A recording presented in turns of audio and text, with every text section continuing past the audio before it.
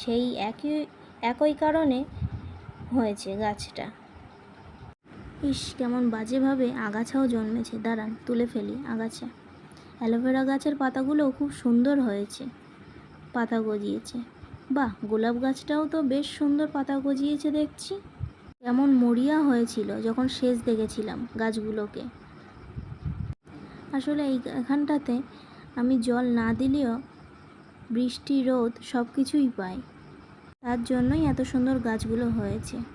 আমি জল না দিলেও ভালোই আছে বেশ ওরা। এই যে লঙ্কা গাছটা দেখতে পাচ্ছেন, শীতের সময় একসময় বহু লঙ্কা দিয়েছে ও। এখন আর লঙ্কা হয় না, তবে এখনও বেঁচে আছে, পাতাগুলো কুঁকড়ে গিয়েও। আবার একটা পুচকে লঙ্কাও ধরেছে দেখছি।